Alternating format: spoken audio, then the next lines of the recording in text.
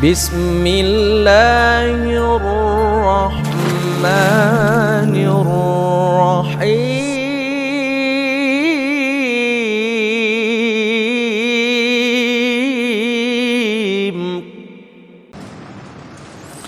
Kita mulai. Bismillahirrahmanirrahim. Assalamualaikum warahmatullahi wabarakatuh. Alhamdulillah wassalatu wassalamu ala rasulillah wa ala alihi wa sahbihi wa mawalah wa la hawla wa la quwwata illa billahi wa ba'du. Alhamdulillah, segala puja dan puji hanya milik Allah subhanahu wa ta'ala. Salawat dan juga salam kita hadiahkan kepada Rasul kita Nabi besar Muhammad sallallahu alaihi wa ala alihi wasallam.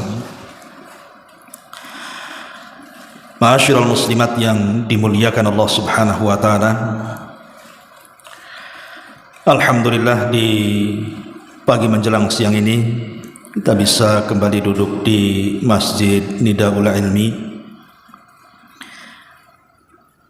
dan pembahasan di hari ini kita akan membahas satu doa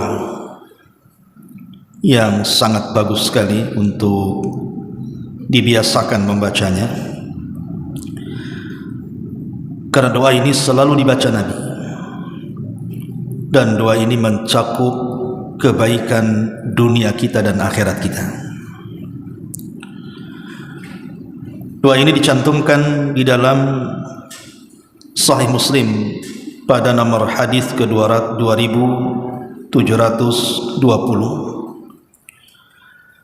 dari sahabat Abi Hurairah radhiyallahu anhu. Nabi sallallahu alaihi wasallam selalu membacakan doa,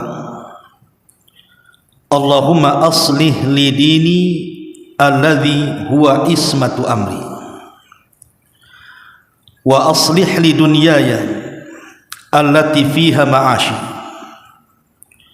wa aslih li akhirati allati fiha ma'adi waj'al al-hayata ziyadatan li fi kulli khairin waj'al al-mauta rahatan li fi kulli syarr.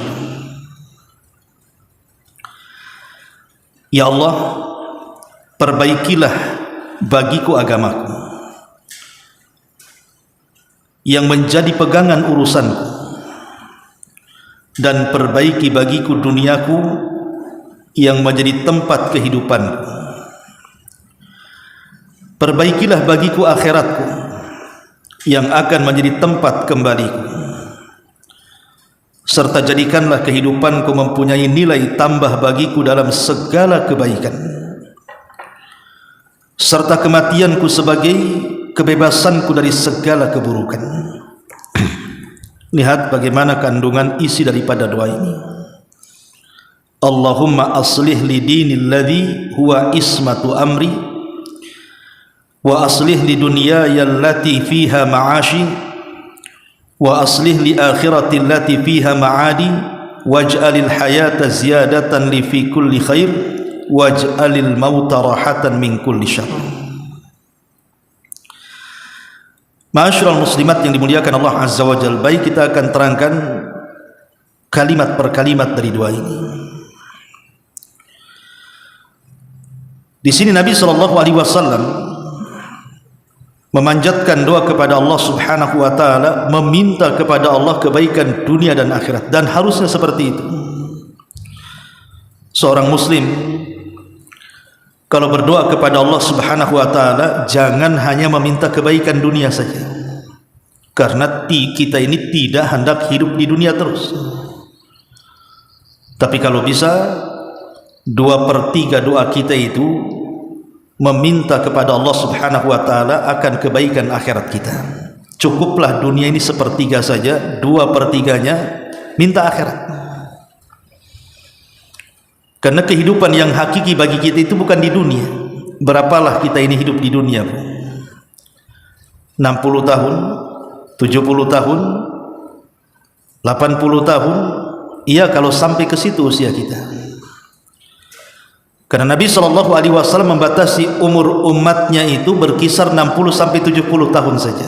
Biasanya lewat dari 70 tahun juga, lewat juga umurnya. Jarang orang yang usianya lebih daripada 70 tahun, ada tapi sedikit. Tapi biasanya di usia 70 tahun ke bawah itu biasanya sudah meninggalkan dunia. Makanya penting kita meminta kepada Allah Subhanahu wa taala kebahagiaan yang sesungguhnya, minta akhirat. Dan itu juga dicontohkan dalam Quranul Karim, doa yang disebut dengan doa sapu jagat itu kan, Rabbana atina fid dunya hasanah wa fil akhirati hasanah wa qina adzabannar. Ya Allah, ya Rabb kami, berikan kepada kami dunia yang baik, akhirat yang baik, dan jauhkan kami dari azab neraka. Lihat dalam doa yang diajarkan Quran ini, 2/3 meminta akhirat, sepertiganya meminta dunia. Maka Nabi SAW di sini juga mengajarkan kepada kita agar kita banyak meminta kebahagiaan, baik dunia kita dan akhirat kita. Dan ini doa yang mencakup seluruh kebahagiaan. Maka biasakan berdoa dengan doa ini. Allahumma aslih li dinil ladzi huwa ismatu amri wa aslih li dunyaya allati fiha ma'ashi wa aslih li akhirati allati fiha ma'adi waj'alil hayata ziyadatan li fi kulli khair waj'alil mauta rahatan min kulli syarr. Di sini Nabi SAW berdoa dengan memulai Allahumma aslih li dinil ladzi huwa ismatu amri. Ya Allah, perbaiki agamaku yang merupakan pegangan urusanku. Kenapa Nabi SAW meminta pertama kali kepada Allah Subhanahu wa taala agar memperbaiki agama? Karena agama ini yang menentukan keselamatan kita setelah kematian. Jadi agama yang kita anut di dunia ini menentukan keselamatan kita kelak di akhirat. Maka minta kepada Allah agar diperbaiki agama kita. Tentu bukan hanya berdoa kepada Allah Azza wa Jalla agar agama kita diperbaiki, tapi ada upaya ke situ. Dengan cara apa? Pertama, ya tentu berdoa. Minta agar agama kita terus diistiqomahkan. Karena yang namanya setan itu dia tidak suka kalau seandainya kita ini terus berpegang dengan agama kita. Sebisa mungkin setan itu menyimpangkan agama kita supaya kita murtad, atau minimalnya kalaupun kita tidak meninggalkan agama kita tapi dijauhkan dari agama kita. Makanya dua hal yang penting dalam memperbaiki agama itu. Yang pertama, tanamkan setiap amalan yang kita lakukan dari amalan-amalan ibadah kita itu, tanamkan keikhlasan. Latih untuk senantiasa ikhlas. Karena kalau amal itu dikerjakan dengan ikhlas, tidak akan menjadi beban. Salat kalau dilakukan dengan ikhlas tidak akan jadi beban. Puasa kalau dilakukan dengan ikhlas tidak akan jadi beban. Sedekah kalau dipenuhi dengan keikhlasan tidak akan jadi beban. Ibadah apapun kalau dilakukan dengan ikhlas tidak akan menjadi beban. Tapi kalau ibadah itu tanpa keikhlasan pasti jadi beban. Pasti berat melakukannya. Makanya lihat orang-orang munafik digambarkan dalam Quran itu, mereka walaupun mereka salat setelah lahiriah, kata Allah Subhanahu wa taala, wa idza qamu ila sholati qamu kusala. Apabila orang-orang munafik itu mereka salat setelah lahiriah, tetapi salat mereka itu malas-malas karena menjadi beban. Kenapa? Karena tidak ada keikhlasan dalam hatinya. Wala yadhkurunallaha illa qalila, dan mereka tidak berzikir kecuali sedikit. Makanya kemudian untuk memperbaiki agama kita, tanam keikhlasan. Ikhlas dalam segala hal. Memang ikhlas ini kalimat mudah tetapi berat dalam pengamalan, tapi harus dipupuk dan dilatih. Makanya para ulama salaf itu mereka bertahun-tahun bahkan puluhan tahun untuk mentarbiah hati mereka menjadi ikhlas. Dan itu yang paling sulit memang, menanamkan keikhlasan, kecuali orang-orang yang penuh dengan mujahadah, betul-betul sungguh-sungguh untuk mewujudkan keikhlasan itu dan berdoa kepada Allah agar kita tetap menjadi hamba-hamba Allah yang ikhlas. Kemudian yang kedua, dengan cara ittiba, terus mencontoh Nabi SAW. Jadi selain daripada ikhlas dalam memperbaiki agama itu, harus ada ittiba, mencontoh Nabi dalam segala hal. Bagaimana cara Nabi tidur kita ikuti, bagaimana bangunnya kita ikuti, bagaimana aktivitas kesehariannya, dalam rumah tangganya, dalam masyarakatnya, dalam ibadahnya, dalam segala hal. Karena itu satu-satunya memperbaiki agama. Kenapa kita harus memperbaiki terus agama kita ini? Supaya dalam hidup kita itu ada pegangan, supaya kita tidak tersesat jalan. Orang yang jauh dari agama pasti sesat, gelap hidupnya. Makanya sering saya istilahkan, yang sering saya ulang-ulang kepada ibu kan, orang kalau jauh dari agama, Bu, maka akan terjerumus kepada 4 hal. Mungkin dia menjadi mulhid. Mulhid itu menyimpang agamanya, sesat keyakinannya, tidak tahu arah harus kemana dia melangkah karena gelap. Atau mungkin dia menjadi mufsid, menjadi rusak, karena tidak ada agama yang kemudian memagari kehidupannya, maka dia akan jadi rusak. Dia akan sesuka-suka melakukan kejahatan sesuai dengan hawa nafsunya, karena tidak ada yang mengeremnya. Agama itu pakemnya. Atau mungkin dia menjadi mudmir, dia candu dengan maksiat, candu dengan khamar, candu dengan zina, candu dengan berbagai macam maksiat. Dia suka dengan maksiat karena tidak ada agama masalahnya. Atau mungkin dia syad, melakukan penyimpangan secara seksual, entah menjadi LGBT, homoseksual, lesbi dan yang lainnya. Itu semua karena jauh dari agama. Maka orang yang memagari kehidupannya dengan agama, insya Allah dia tidak mungkin tersesat, tidak mungkin rusak, tidak mungkin candu dengan maksiat, dan tidak mungkin menyimpang dalam kehidupan sosialnya. Makanya penting kita meminta kepada Allah Subhanahu wa ta'ala agar Allah memperbaiki agama kita. Allahumma aslih li dini alladhi huwa ismatu amri. Ya Allah, perbaiki agamaku yang merupakan pegangan hidupku. Ini yang pertama. Yang kedua, Nabi SAW meminta kepada Allah Subhanahu wa ta'ala, wa aslih li dunyaya allati fiha ma'ashi. Ya Allah, perbaiki duniaku yang merupakan tempat kehidupanku. Tentu yang dimaksud memperbaiki dunia supaya kehidupan kita nyaman. Dan itu disebutkan di dalam sebuah hadis. Nabi SAW bersabda, dari hadis Ubaidillah ibn Mihsan radhiyallahu an, Nabi SAW bersabda, man asbaha minkum aminan fi syirbihi mu'afan fi jasadihi indahu qutu yaumihi faka'annama hizat lahu dunya. Siapa saja yang di pagi hari dalam kondisi aman jiwanya, sehat raganya, dan dia punya bahan makanan cukup untuk satu harinya, seolah-olah dunia ada di genggamannya, kata Rasulullah. 3 perkara. Pertama, diberikan keamanan. Yang kedua, diberikan kesehatan. Dan yang ketiga, dicukupkan makan dan minum untuk menopang kehidupannya. Minta kepada Allah Subhanahu wa ta'ala agar kita diberikan 3 perkara ini, karena 3 perkara inilah kebaikan dunia. Pertama, aman. Orang kalau aman hidupnya, tenang hatinya. Ibu aman, merasa aman dalam keluarga, tidak ada yang menyakiti. Suami baik, anak-anak baik, keluarga baik, tetangga baik, aman, tenang hatinya. Tapi kalau hidup ini tidak aman, hutang banyak, bermasalah dengan tetangga, bermasalah dengan anak-anak, keluarga, tidak akan aman hidup ini, tidak akan tenang hidupnya.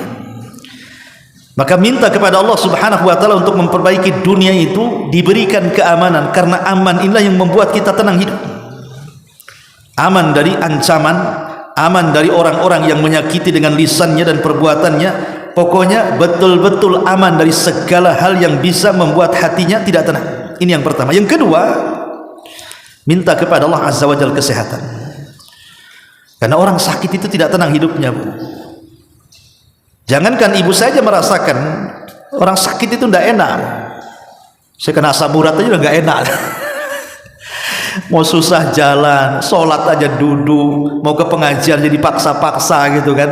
Karena sakit melangkah itu baru asam urat tuh. Cemana dengan stroke-nya, cemana dengan darah tingginya, dengan kolesterolnya, makin tidak nyenyak lagi orang hidup kalau begini. Makanya minta kepada Allah Subhanahu wa taala kesehatan, agar terus disehatkan badan kita ini. Karena orang sehat itu subhanallah, kita lihat anak-anak, mungkin kalau kita yang usianya sudah 30 ke atas, 40 50 kan, mungkin barulah merasakan nikmatnya sehat kan. Karena kalau kita melihat anak-anak kecil yang tanggung-tanggung, yang lari ke sana kemari tidak ada capek itu, rasanya kita ingin seperti mereka. Tapi apa daya, namanya nikmat Allah itu kan semakin hari semakin dikurangi kan gitu. Nikmat mata dikurangi, nikmat telinga dikurangi, nikmat otak dikurangi, nikmat kekuatan dikurangi, dan terus akan dikurangi seperti itu. Supaya kita sadar bahwa kita ini tidak dalam satu kondisi. Kita ini akan berubah. Kita akan kembali kepada Allah Subhanahu wa taala. Kemudian yang ketiga, minta kepada Allah agar kita dicukupkan harta kita. Supaya kita bisa makan, bisa minum, bisa jalan ke sana kemari, bisa menikmati dunia. Karena bagaimanapun baiknya dunia itu juga mempengaruhi baiknya agama. Maka yang kedua, meminta kepada Allah Subhanahu wa taala agar dunia kita diperbaiki, supaya kita tidak meminta-minta, supaya kita tidak mengemis, supaya kita punya izzah, punya kemuliaan, merasa cukup dari apa yang Allah berikan kepada kita, merasa qanaah dan zuhud. Minta kepada Allah agar dunia kita diperbaiki. Ini yang kedua. Kemudian yang ketiga, wa aslih li akhiratil lati fiha ma'adi. Ya Allah, perbaiki akhiratku yang merupakan tempat kembaliku. Tentu kebaikan akhirat, saya ulangi dari awal, itu ditentukan dengan kebaikan agama. Makanya dimulai dengan meminta agar agama kita diperbaiki supaya akhirat kita baik. Karena di akhirat ini, Bu, banyak peristiwa dan kejadian yang mengerikan bagi kita. Kita tidak tahu apakah kita bisa melalui atau tidak. Jangankan lagi cerita akhirat. Seandainya Allah Subhanahu wa taala takdirkan kita meninggal dunia, kemudian kita masuk ke alam barzah, banyak peristiwa yang kita akan lalui di alam barzah itu. Apalagi cerita akhirat. Di alam barzah itu ada yang namanya dhaqatul qabri. Bagaimana kemudian kuburan akan menghimpit kita, di sana ada fitnah kubur, pertanyaan mungkar dan nakir, di sana ada azab kubur dan segudang peristiwa yang ada di alam barzah itu. Belum lagi di akhirat kelak. Di sana ada hari kebangkitan, yaumul ba'tsi wan nusyur. Di sana ada hisab, di sana ada timbangan, di sana ada pengambilan catatan, di sana ada titian, di sana ada kontorah, macam-macam peristiwa. Makanya kita meminta kepada Allah Subhanahu wa taala agar Allah memperbaiki akhirat kita. Karena bagaimanapun kalau akhirat kita baik, kita akan merasa aman dari kengerian kelak pada hari ketika manusia dikumpulkan di hadapan Allah Subhanahu wa taala. Ma'asyiral muslimin, muslimat yang dimuliakan Allah Subhanahu wa taala, maka minta kepada Allah terus agar akhirat kita diperbaiki. Karena itu tempat kembali kita masalahnya. Minta kepada Allah surga. Karena itulah tempat kembali kita yang hakiki. Kata Nabi SAW, "Idza sa'altumullaha fas'alul firdausil a'la." Kalau kalian minta kepada Allah, jangan tanggung-tanggung, minta surga yang paling tinggi yang disebut dengan surga Firdaus. Karena itu ada setinggi-tingginya surga dan atapnya langsung Arsyur Rahman, Arsy Allah Subhanahu wa taala.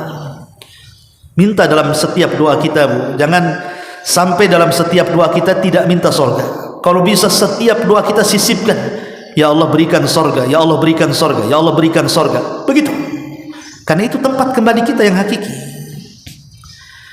Kemudian yang keempat, waj'alil hayata ziyadatan li fi kulli khairin. Ya Allah, jadikanlah kehidupanku menjadi nilai tambah bagiku dalam segala kebaikan. Maknanya jangan sampai setiap hembusan nafas kita yang lalu begitu saja tanpa ada kebaikan di situ.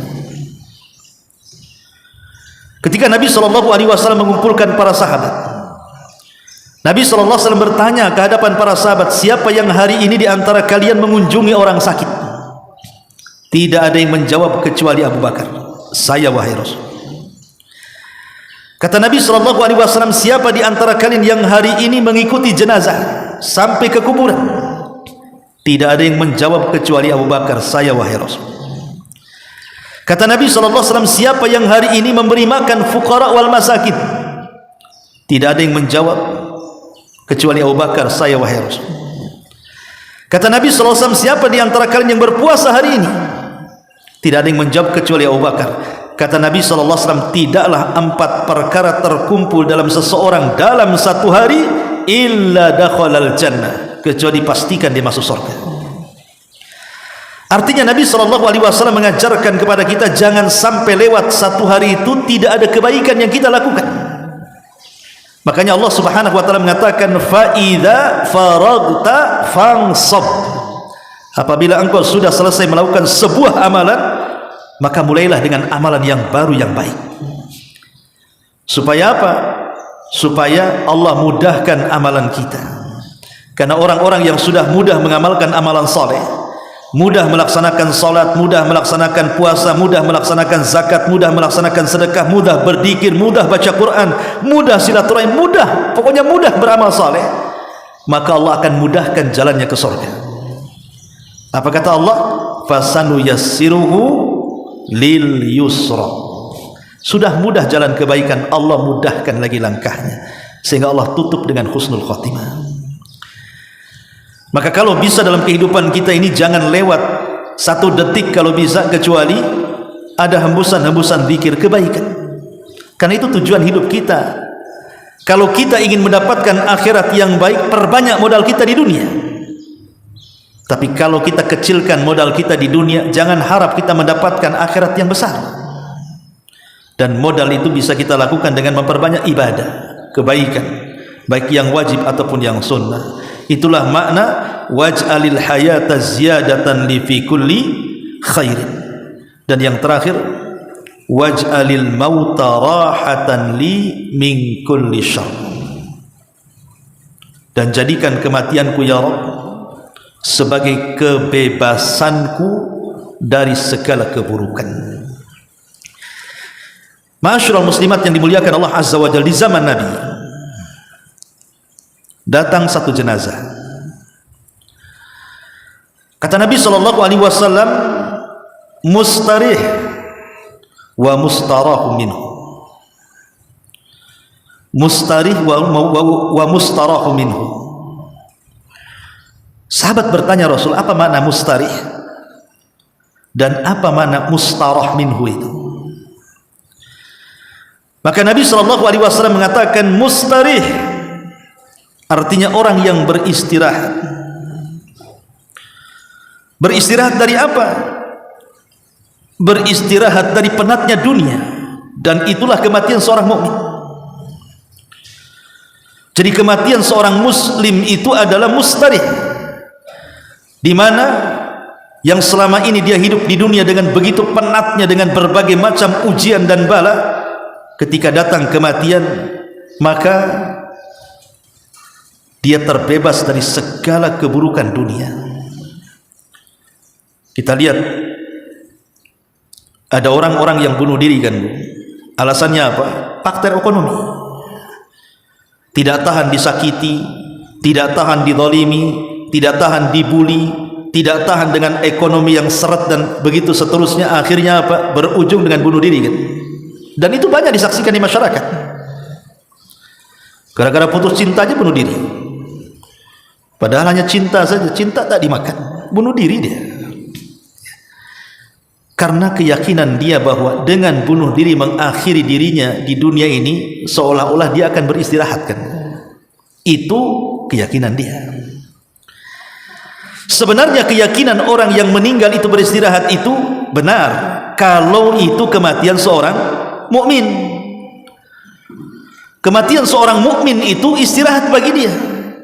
Dia sudah tidak akan lagi merasakan penatnya kehidupan dunia, karena dia akan beralih kepada kenikmatan yang luar biasa, nikmat kubur, yang kelak ujungnya akan masuk ke dalam surga yang merupakan ujung daripada seluruh kenikmatan.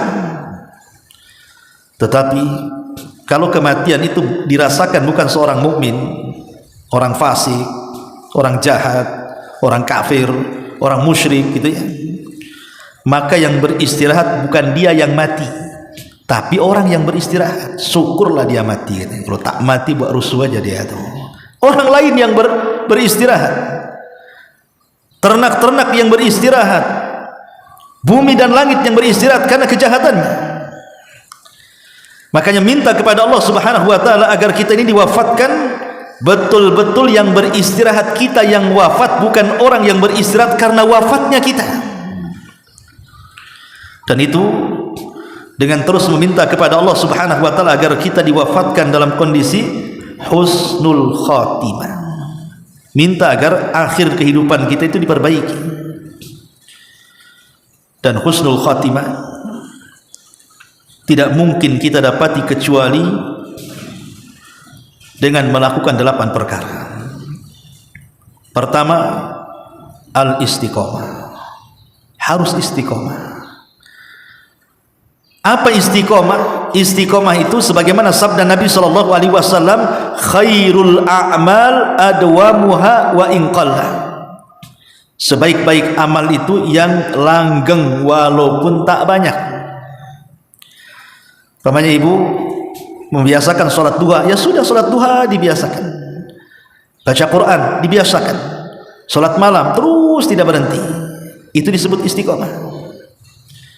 Dan orang-orang yang seperti ini kematiannya akan didatangi malaikat dan akan dihembuskan di telinganya, jangan takut, jangan sedih, karena surga sudah menantimu. Yang kedua, husnudzan billah. Berbaik sangkalah dengan Allah, jangan pernah suudzon. Berbaik sangka dengan Allah, sebab berburuk sangka kepada Allah itu saat kematiannya, itulah yang menjadikan sebab dia suul khatimah. Berbaik sangka dengan cara apa? Pertebal harapan kita kepada Allah. Kemudian yang ketiga, takwa. Bertakwa, menjalankan perintah dan menjauhi larangan. Kemudian yang keempat, as-sidqu, membiasakan jujur, membiasakan mengucapkan kalimat benar. Kemudian yang kelima, at-taubah, terus memperbaiki taubat. Kemudian yang nomor 7, al-mudawamatu ala ta'ah, senantiasa tidak berhenti untuk melaksanakan ketaatan. Dan yang nomor 7, mengingat kematian, karena mengingat kematian itu bisa memutus rantai cinta dunia.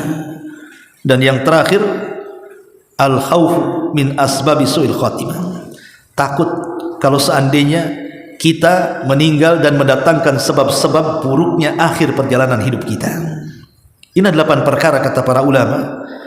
Kalau kita pahami, kita dalami, insyaallah inilah sebab-sebab orang itu husnul khatimah. Masyaallah muslimat yang dimuliakan Allah Subhanahu wa taala. Jadi doa ini terangkum berapa permintaan, Bu? Ada 4 permintaan. 1, minta kepada Allah agar agama kita diperbaiki. 2, minta kepada Allah Subhanahu wa taala agar dunia kita diperbaiki. 3, minta kepada Allah agar akhirat kita diperbaiki. 4, minta kepada Allah Subhanahu wa taala agar setiap kehidupan kita ini bermanfaat untuk dunia dan akhirat kita. Dan yang kelima, ada 5 permintaan ya, afwan.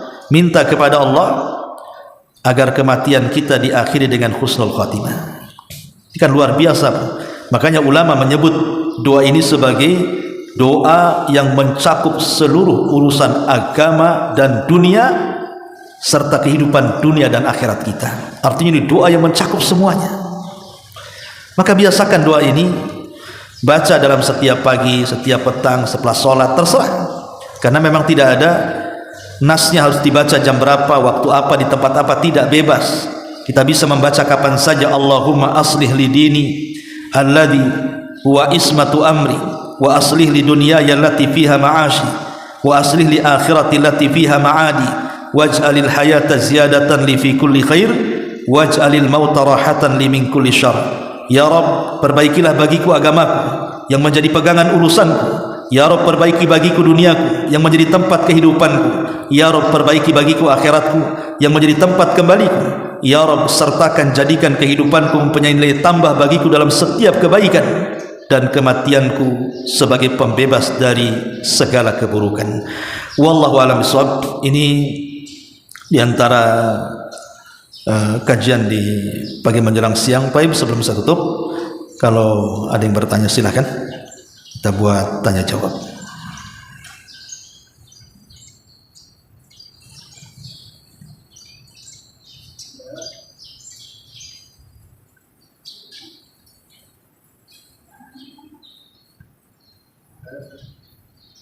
Tidak ada, alhamdulillah. Ikan sepat, ikan gabus katanya. Makin cepat, makin bagus. Bagus, cepat balik. Subhanaka bihamdika, asyhadu an la ilaha illa anta, astaghfiruka wa atubu ilaik. Allahu ta'ala alam. Assalamualaikum warahmatullahi wabarakatuh.